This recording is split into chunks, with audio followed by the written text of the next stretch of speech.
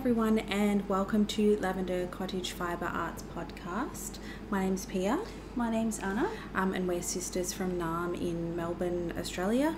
And this is our podcast where we talk about things relating to mostly fibre arts like knitting and crochet, but also some other types of crafts. Yeah. Before we get into our podcast, we'd like to acknowledge that we are recording this podcast on the lands of the Wurundjeri people of the Kulin Nation, and we pay our respects to their elders past, present and emerging, as well as any Aboriginal or Torres Strait Islander people who might be watching this video. For today's episode, we have a knit and chat, which is our sort of chatty type of episode where we work on a project and then talk about anything, a topic kind of relating to fibre arts or craft, and we just sort of pick a different topic each time. So grab a cup of tea or a cup of coffee and something to work on, and we'll have a little chat. And so what are we chatting about today? Or maybe we should quickly introduce what projects we're working on today. So while we're chatting, I am working on my test knit of the Brisbane socks. This is a test knit that I'm doing for Kath Martin, who's the Mindful Melbourne maker on both Instagram and YouTube. I'm knitting these socks 2 at a time, and I've just finished the sort of heel flap and picked up my heel turn and picked up my gusset stitches for one sock, so I'm now doing the heel flap on the second sock. And the yarn I am using is a sock set that's from NNK Yarns, who she's based on Etsy, and this was just her sock set for Christmas of 2023. So that's what I'm working on. Yep. And I am working on my Hue Shift Afghan, which I've shown before in some of our previous episodes. So I've just started a new panel, which I've done one square of, and now I'm working on the second square of that panel. So I think this is our 7th knit and chat episode. I could be wrong, but I'm pretty sure it's our 7th. And we will be doing a recap. Well, I guess I will be doing a recap, but Pia will be reacting. So I'm like hearing this for the same time as you guys. I'm hearing this of the Bendigo Sheep and Wool Festival. I'm actually not sure the official name. I think it might be called the Australian Sheep and Wool Show, but for people who are from Australia and in the sort of like yarn scene, you're probably familiar with what it is. For anyone who's not from Australia, a lot of people call it like the Australian Rhinebeck. So it is the largest like fibre festival in Australia. I believe I've heard other people say even in the southern hemisphere. Oh, wow. And I think it is one of the few sort of fibre festivals that also has like an agriculture, like there's a sheep side of it as well. Okay. I mean, I assume would there be something like that in New Zealand as well? Because they have a lot of sheep. Yeah, there might be, but I'm like, isn't it like a joke, or not like joke, but like a little sort of factoid that there's more sheep than people in New Zealand, I think. Yeah, but I guess like they also do have like quite a small population. Yes. So Bendigo typically I think runs. This is actually the first time I've been, and I wasn't planning to go, but a couple of friends of mine were going, and they had an extra spot in their car. That's kind of just tagged along how it happened, but I'll just, for people who aren't aware, Bendigo is a sort of like a regional, it's like a small regional city, a couple of hours drive out of Melbourne, sort of north of Melbourne, and the Sheep and Wool Show runs over 3 days, so Friday, Saturday, Sunday. And there is like a sort of yarn market. There's also like woolcraft competitions, demonstrations of like different sort of like, weaving and spinning and that type of thing. Do they have those like sheep shearing competitions? Yeah, but then also there is like an agricultural side to the festival as well. So they have like all different sheep breeds, like fleeces, like you can touch the sheep, you can feel the fleeces. They have sheep shearing, and then like, I mean, this didn't appeal to me because like we're both vegetarian, but they also do have like lamb kind of like food as well. So I guess like in some ways, I mean, it obviously, like I said, didn't appeal to me, but maybe it is good that if you go with like a friend or partner or with your family or something, and you're the only one who's sort of interested in knitting. Sort of yarn, other things. There are other things to do. So I'll just sort of give a brief like recap. And I did film a little bit on the day, but I probably didn't get as much footage as I maybe thought I was going to. I guess like you just get a bit sort of swept up in the just the day itself. So we went on the Friday and we didn't like stay in Bendigo. We drove to my friend Ash's house. She lives in Sunbury, and then so we met at her house, and then we kind of drove all together. So I suppose that's good that it's like doable to do as a day trip. Yeah, it definitely is. But it didn't was you say that long someone day. in the group also called the train as well? Yes, someone else in the group. There's a V-line train. Yeah, and I think on that during the festival they run like a shuttle service between the V-line station. And the location and the showgrounds, because it's at the sort of Bendigo sort of showgrounds.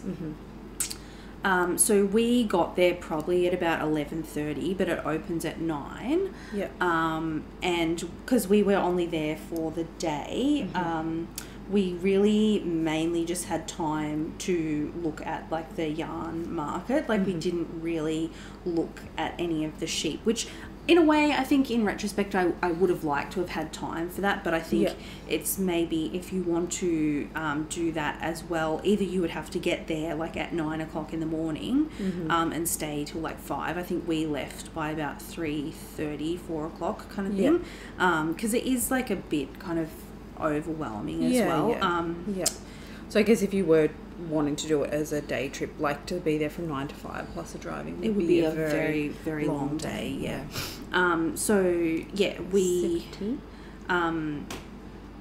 We mainly just looked at the sort of yarn side of things and fibre. Like a few of my friends also are spinners, so they were like quite interested in picking up some fibre and stuff as well.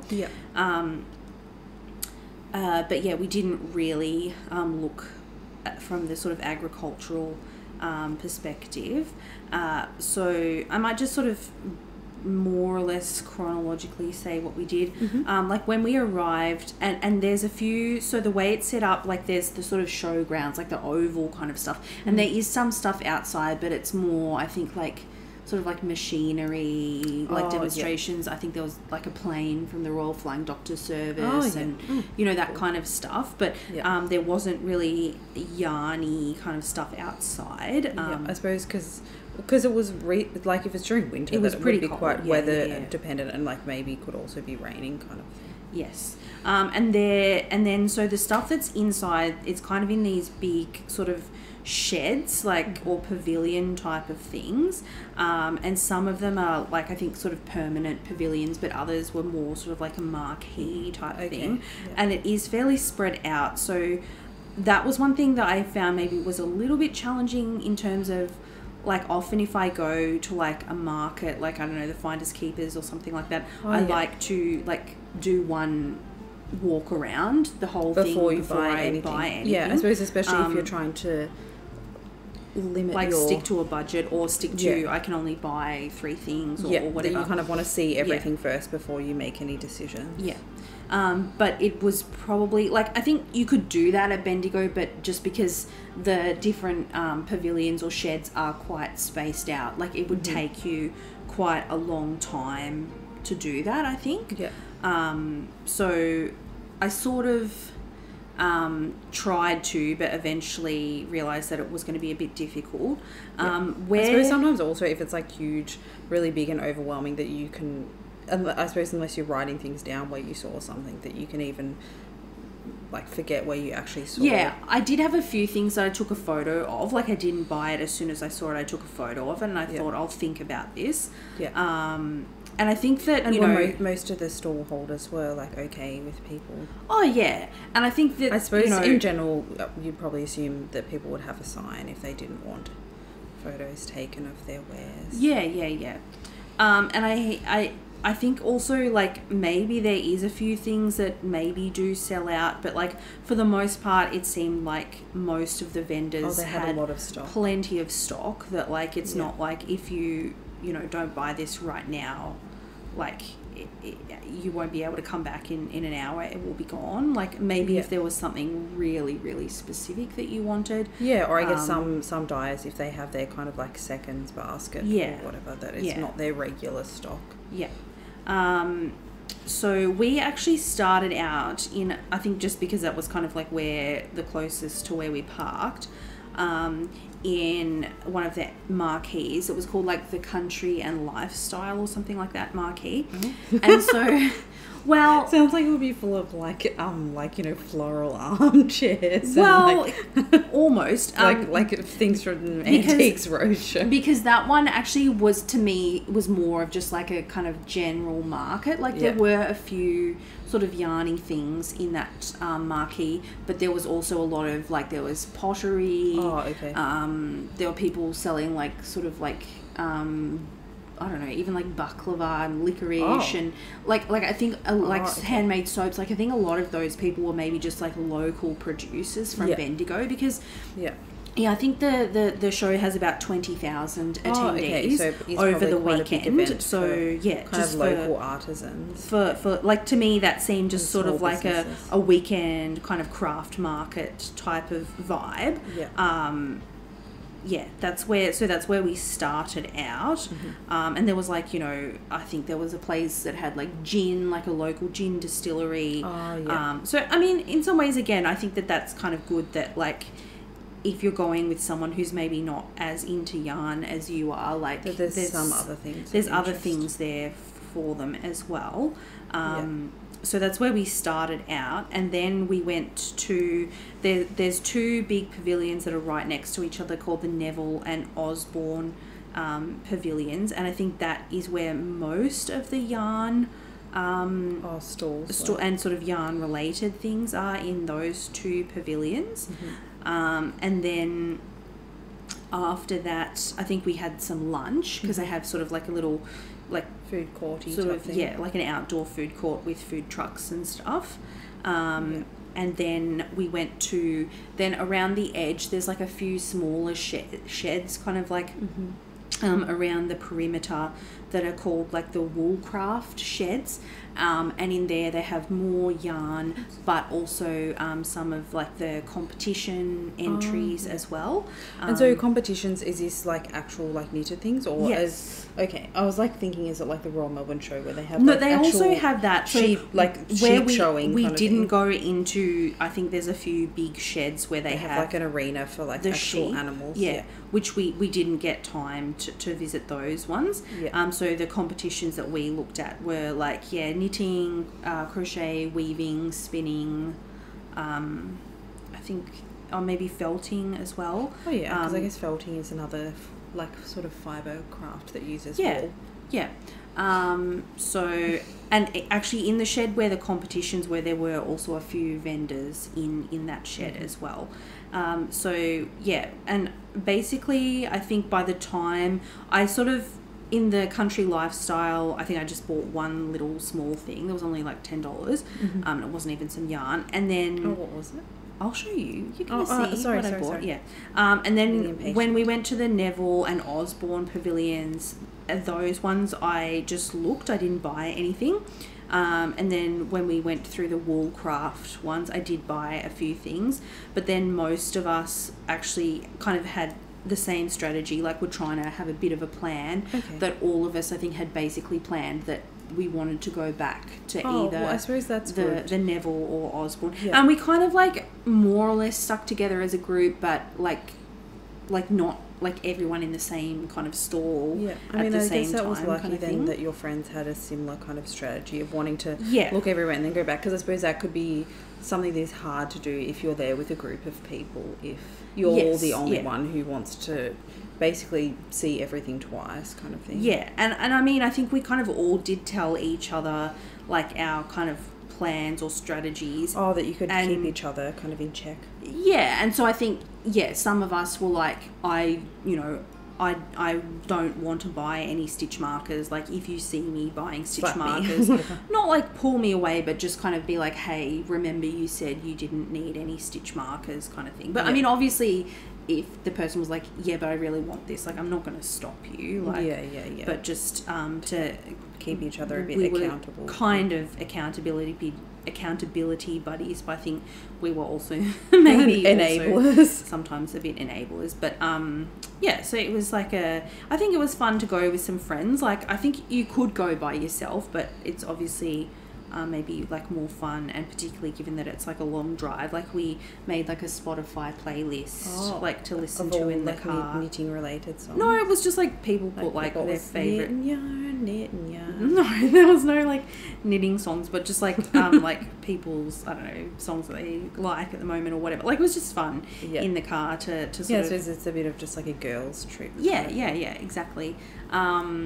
So yeah, and probably the other thing, like, before I get into showing you what I bought, the only other thing was I've heard people say that like on the Friday is when like the real sort of yarn maniacs go, like on Friday is like insane, and then it kind of gets a bit more chill towards the end. I mean, I imagine probably on the weekends, because a lot of people will just do sort of like a day trip or like a weekend away to regional areas that might not even know that it was on, and then when they arrive to their planned weekend, it's just like, oh yeah, we'll have a look at this kind of thing.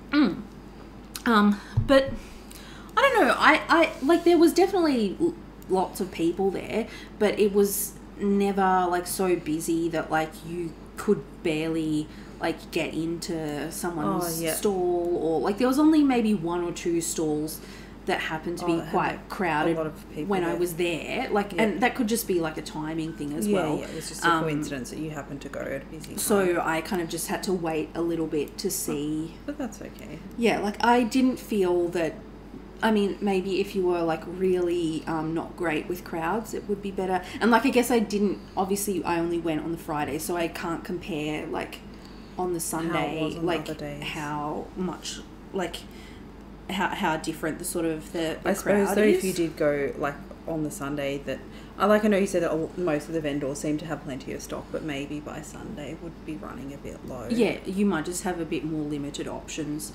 Yeah, so I guess if you did want something like super specific, maybe it would be better. But if you were just wanting to have a sort of general browse, then yeah. any day would be fine. And I mean, I don't know about all vendors, but I'm sure some places, if there was something that you really, really wanted, you could always maybe message them and ask them to put it aside, or if they do almost sort of like click and collect type of thing. Yeah. And I suppose a lot of, like, if it's their regular colourways, like if you wanted to buy, 4 skeins and they only had 3 left, that you would just be able to order the last one online. Yeah. And my impression was, like, some places did have, like, a special, like, colourway that was dyed just for the show. Or they had, like, a special, like, pack or, some like, kind of deal. Or, like, they had, I know, like, for example, Tess from Fluff and Nonsense, I know she did have a competition, like, anyone who spent, I think it was over $100 at her stall, went into like a raffle, got an entry into, like, I think the raffle was to win like one of her advent calendars for this year. So there were a few things that I guess like you kind of would have to be there to get it. And then obviously like the sort of local businesses, like in one of the Woolcraft sheds there was also the Bendigo like wood turners club. So they had like just general sort of turned items like bowls and pens and things like that, but then they also did have yarn bowls, specific like yarn bowls. They had those like bobbin things, bobbins for sort of like lace making. I think like a nostopin, which is like a yarn winding tool. I think I did see as well like a sort of an ergonomic crochet handle that then you could I guess they had obviously purchased like the crochet hook component, but it was like an interchangeable crochet hook with a wooden handle, so you like screw in like which size of like handle you want. That's cool. Yeah. Like a wooden version of I saw a video the other day about this ergonomic crochet handle called the Chunky Boy. Oh yeah, I feel like that's actually really controversial. Yes. Where I saw the video was on that Emma in the Moment but so yeah, I guess some of that type of stuff you really do have to go to the show to be able to purchase that, but I think a lot of the shops vendors that were there also have like an online presence, but I guess it's nice. Like there were some things that I wasn't intending to buy, but I just wanted to like look at it and feel it. Like I personally have never, and I like people always talk about how soft like yarn with possum in it is, because I think from New Zealand. But I've never like had the opportunity to touch that, so like that kind of stuff, yeah. And like a lot of the yarn dyers. Because were there a few vendors there from New Zealand? Well, I think some of them are Australian dyers, but they just get the base, like they import the yarn to dye from New Zealand. Oh, okay. Yeah, I think Louis and Lola, they're from Tasmania. They had some possum yarn. So yeah, it was nice to like, I guess, have that opportunity to like touch like different fibres and see what how did you it think feels. of the possum yarn? Yeah, like it was very soft, but I think it is quite expensive as well. Oh, is it? Yes.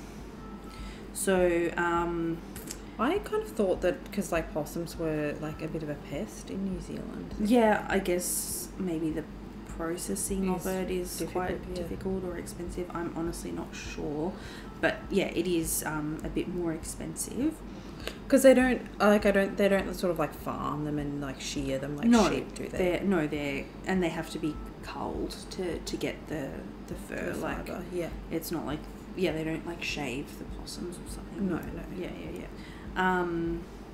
So yeah, that's probably my main sort of like general reflections. And then we left at about maybe 4 o'clock in the afternoon. And then we had like a little sort of show and tell debrief when we got back to Ash's house.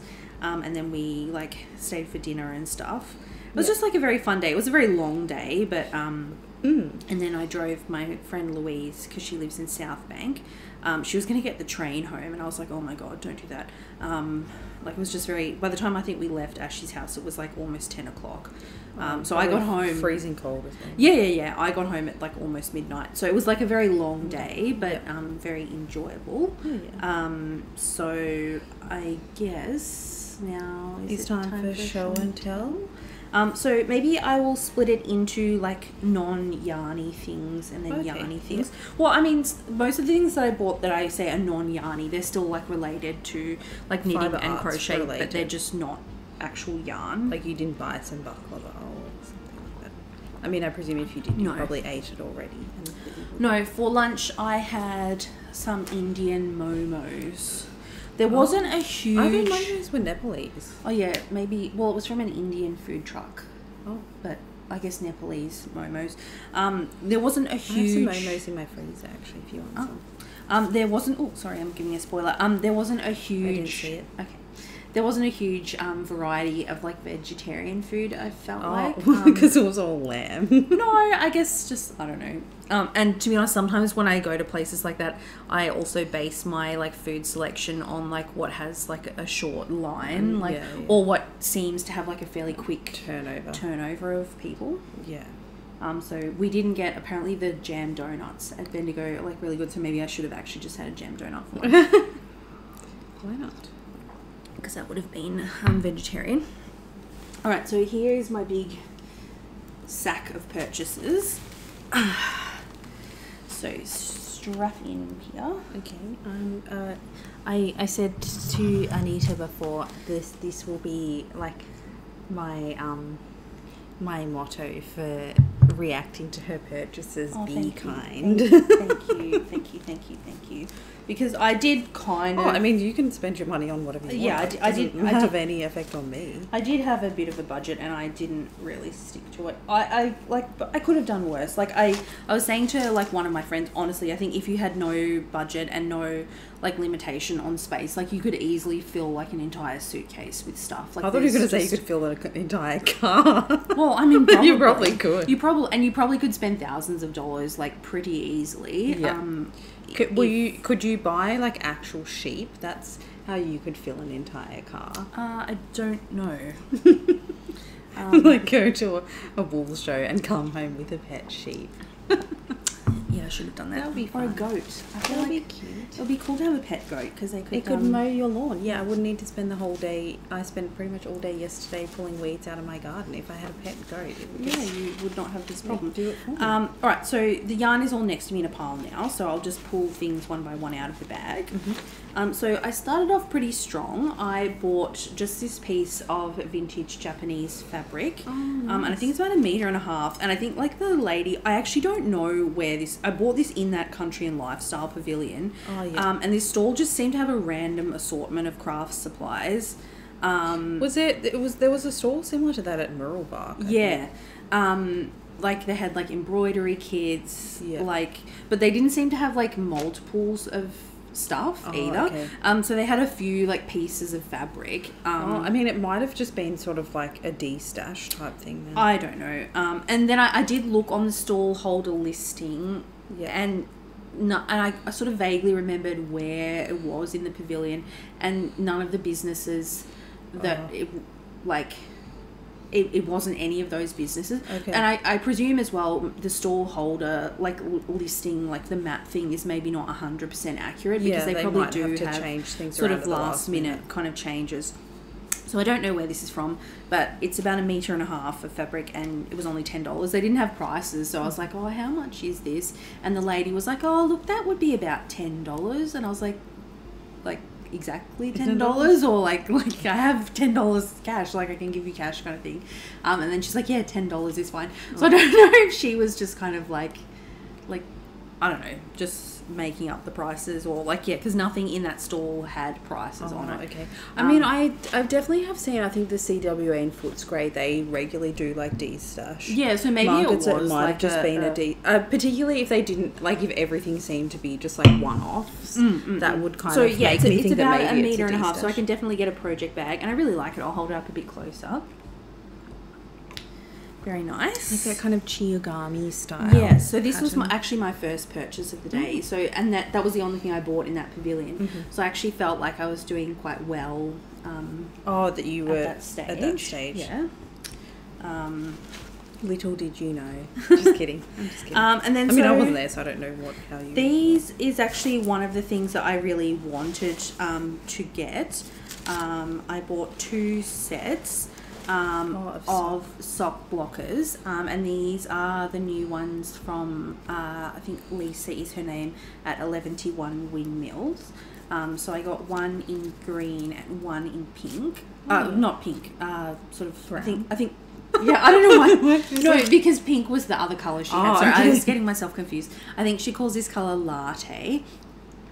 So by the time I think this was one thing that actually did sell out. By the time I got there, she had sold out in the pink colour. But yeah, I quite like these sock blockers because one thing that I actually have had an issue with, I guess, with the sock blockers that I currently have, like I got ones that have like a hook on them. And so it means that there's like a gap here. And so if it's a long sock, the cuff like kind of gets doesn't get fully blocked. Yeah, it doesn't get fully blocked at that little bit. Like a bit of a divot. And I sort of mentioned that to her, and she said, like at her store, and she was like, yeah, I've noticed that with other sock blockers, so that's why I deliberately, like with the material that she has, the sheets of acrylic, she made it as tall as she possibly could, and then I left the hook thing at home, but there is like a hook that comes with that it just goes that through goes through that little hole. So yeah. if you do want to hang it up so that they dry faster, you can just do it there. Yeah. And yeah, it's a very like smooth surface as well. Yeah, because I feel like I noticed that with some of the like laser cut wooden ones, you have some of them do have like kind of sharp corners, whereas I guess because these are all kind of like curved lines that it won't snag the yarn. So I got those 2. I think particularly the design that has the B, I think maybe has that maybe they're sort of almost maybe a bit more decorative than anything. And then each set of the sock blockers also just came in like a canvas bag, which will be good for like organising. Like I feel like you could organise like some yarn that would for even a project. be like a decent sized project bag. Yeah, I think so. I was watching her like she Lisa has a YouTube channel and she uploaded like a vlog about the process of making these. Maybe I'll link to it in our description box. And they actually had a really hard time like making the bags, because I think she initially like made like laser cut like a stamp, and it didn't stamp properly. So then she like made a stencil, and like her husband did all the bags, and I think he was getting like really stressed about it. But I actually, and I think she sort of said that some of it was like just very slightly sort of, I don't know, like blurred some of the bit, but I think it's fine. And I think, yeah, this is a really good size bag. Like I think you could probably fit like an advent calendar in here, like if your advent didn't come, if it just came in like a postage box and like all the little paper bags for the different days, I think you could fit an advent worth of minis in here. So that was Eleventyone Windmills. Next I bought this is not like chronological order of my purchases, but like this is just next thing that I pulled out of the bag. This is from someone called Mira Witch Creations, who I don't think she has an online shop, but I think I'll link to her Instagram account.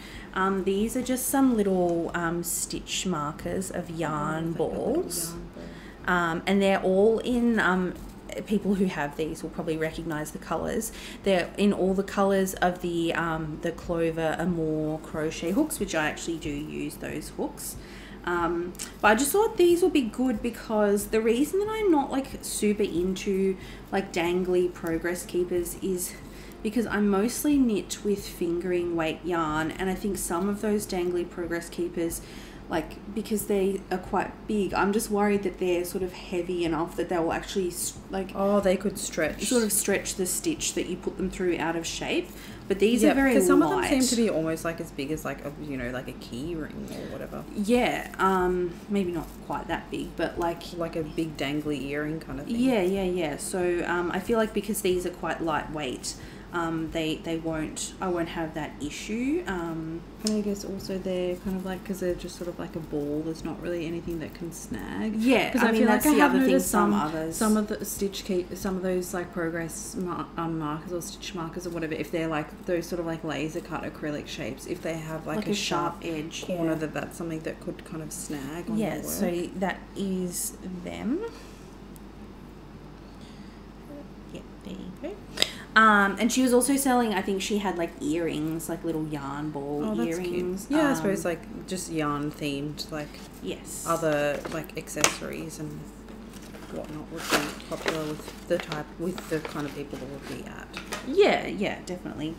I think Lisa from Eleventyone Windmills, she also has, because she does like lots of like laser cut stuff, so she has like sort of stitch markers, but also some yarn sort of jewelry type of stuff, and she also makes like project bags as well.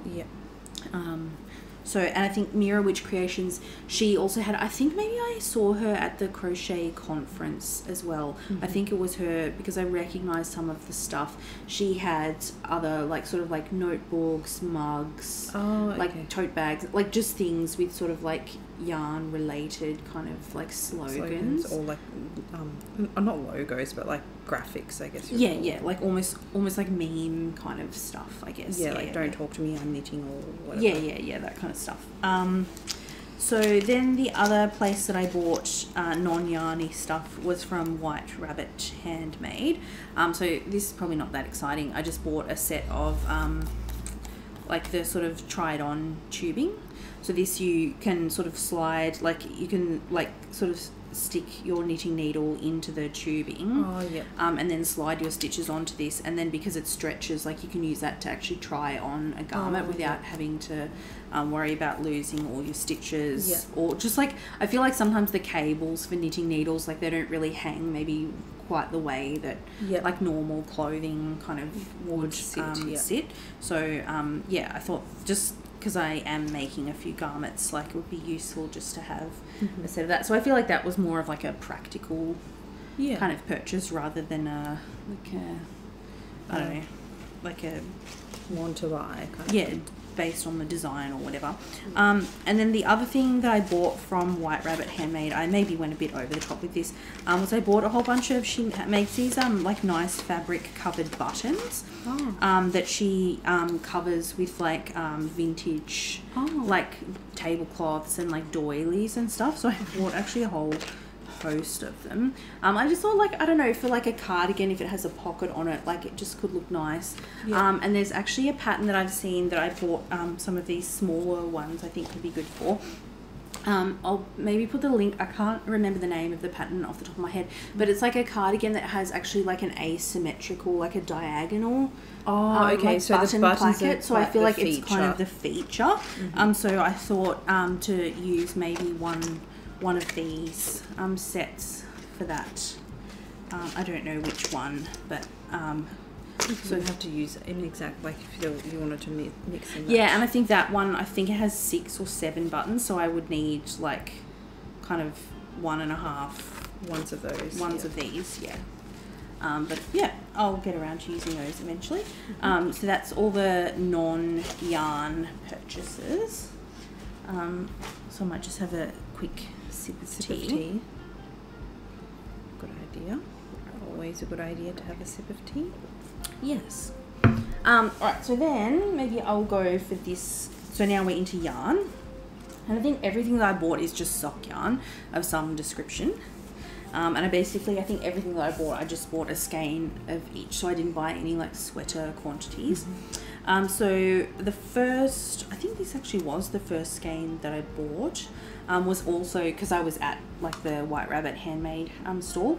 This is the first one I got. This is called Misty Spring Morning. Oh yeah, that's a fairly appropriate name. Yeah, that one. So next I think I went was from Little Woolly. So I bought 2 skeins from her. One is a Hedgehog Fibres, and this is one of their potluck colorways. So this is like a one of a kind. They don't pretty. Like actually. Yeah, this is in stock. One of their sort of standard colorways. It's Potluck number 10. And then the other one from her was from Spun Right Round. And this colorway is called Beach Ball. And then I think right next door to Little Woolly, of course, was Maxi Moo.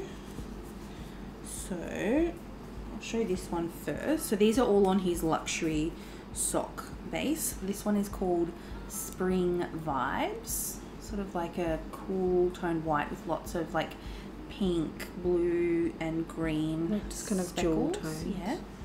And then these 4 I actually didn't realise, but like one of my friends, Megan, was like, you actually kind of bought a fade. So I don't know if maybe I would use these in like to do like a shawl with a fade or something. So I'll hold them up and then all together, and then maybe I'll say one at a time what the colours are.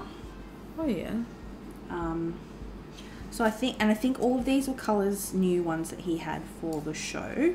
So this one is called Meditation. This one is called Lime and Soda. The sort of yellowy one is called Summer Solstice. And then this more orangey red one is called Movie Night. So yeah, I guess so I guess if anyone does have any recommendations for like a 4 skein shawl or something like that, I don't know if I could also I could definitely get a top out of 4 skeins of sock yarn, or if I held it with something I could maybe even do a jumper, I don't know. But yeah, I think maybe it might be nice to use these in a project together. I sort of, that didn't occur to me at the time. It was only after, like Megan said to me, like, you basically bought a fade. So yeah, it's my accidental fade from Maximo. And then the last dyer I bought from was Obsession Yarns. She wasn't there, but I think Fancy Yarns is like a Canberra-based yarn shop, and they had some of her. They stock that. Her yarns. So, and because I think Obsession Yarns, she's also, I'm pretty sure she's a Canberra-based dyer. So this one is called Neon Glacier. Sort of like, yeah, obviously neon, but then also this sort of like more neutral kind of colour. This one is called Quasar. Sort of like pinky purple. What is a quasar? I believe it's something to do with like physics. Space. Okay, yeah. I think it's something Like in space. something astrophysics related. Yes. Because, yeah, I feel like she also had a skein, something that was called like Nebula, and maybe one called Dark Matter. I think maybe she had a collection that was that was like space themed okay. stuff. Yeah. Okay. This one is called Monet's Garden, which I feel like this is like a sort of like neon pastels. Oops, there's a bit of Juliet's hair on there. A bit in there. We haven't actually had an appearance from Juliet today. I think she's asleep. She's sitting around the other side of the couch. And then this one is called Ice Crystals. I feel like this actually reminds me more of like a tropical fish or something, but it's called Ice Crystals. So yes, so that is everything. Yeah. Wow. Oh no, just when you're like, don't judge me, I was like thinking there would be more, but okay. So yeah, I guess that's more or less yes, my show and tell from Bendigo. I think in the future, I think maybe it would be good to go over 2 days, because I will say, like, I think I definitely like bought more towards the end of the day, that I think maybe I felt a bit not like rushed. I don't know if rushed is the right way to describe it, but maybe if I had a bit more time, I probably might have said, look, I'll think about this, sleep on it and come back tomorrow. Yeah, like I think having a day just for looking and then a day for buying might be the way to go. But then I guess it does make it overall more expensive. Yeah, like you probably want to. You would have to work out like what's more expensive, to pay for a night of accommodation, and buy less stuff, or to not pay for accommodation and buy more stuff. I don't know. And would you rather spend your money on yarn or accommodation? I don't know. Yeah, because I suppose it's probably sort of a distance from Melbourne that you wouldn't really want to drive up on 2 days. I don't think so, no. But I mean, like, I think you don't necessarily have to stay somewhere expensive. Like, I think like some people stay like in the campground, the caravan park, or in a campground. Yeah. I guess if you caught the train, it would be maybe doable to go over 2 days. Possibly. And then presumably you would just need the whole time on the train. Yeah. I guess that would be another option, but I think having the second day as well, because we did look through like the sort of Woolcraft competition and stuff, but it maybe would have been nice to have a bit more time to look properly, a bit more in depth, and then like maybe go to like the fashion show, or like, you know, have a bit more time for that kind of stuff. Like we kind of really just you know, being there for, you know, 4 or 5 hours, we really just had time for like shopping, and that was about it. So I guess in the future, I think it's probably the type of thing I don't think I would go every year. Like I think maybe every three years or something like that.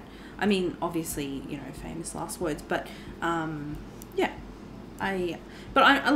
not sorry that I went. I had a really good time. And yeah, it was like fun just to see all this stuff. And I mean, some of the stuff, like, even if it doesn't like personally appeal to you or whatever, or like, I don't know, all the spinning fibers and stuff, like I don't do spinning, but I still found it like fun and cool to just like look at the stuff that was there. Yeah, cool. So yeah, that is my sort of Bendigo. Yep. And did you say you did make some videos that you might put after this, like a bit of a vloggy type thing? Yeah, or I might just put them like in between us here or something like that. I don't have that much. Like I think probably just a few minutes of a video footage. Yeah. I was trying not to sort of film everything, and I think, you know, sometimes you just nice to forget just experience things like through your own eyes, rather than be on your phone the whole time. Yeah, of course. So yeah, that's probably about it, I think. So yeah, our next episode will be obviously just our sort of standard podcast episode. Yeah. Because we try and do like intersperse the knit and chat, which is, I mean, today has been a knit and chat, but sometimes it's a other type of craft and chat. Like I think Pia sometimes does embroidery or something. Or you might be doing crochet. Yes, that is true. But maybe I should do a sew ends in and chat. Just to make me actually do it. Yes, I feel like, well, I sometimes do that if I'm on the phone to you. I'll like weave in ends. Or oh, something. really? So, okay, so maybe that, I like, should start doing that too. So that like you use that time that you wouldn't otherwise be doing anything, kind of thing. That you kind of multitask. Something interesting. But yeah, our next episode would be a standard podcast episode. Which will be in a little while, or are you going to do one by yourself? Because I'm going to Queensland for a little bit. Maybe. So yeah, I guess just depends on like, yeah, we'll see. Or you know who you could film a podcast episode With Juliet. Yeah. She would like that.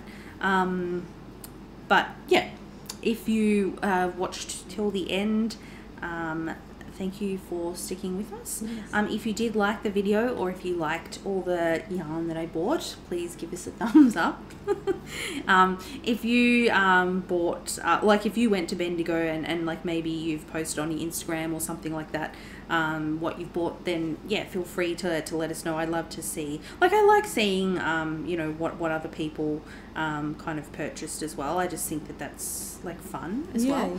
And if you did like the video but you're not yet subscribed to our channel, we would obviously love to see have you around. You around on future videos, so make sure you subscribe. But yeah, I think that's basically it for today. So yeah, thank you for joining us, and until next time, we wish you happy stitching. Happy stitching. Bye.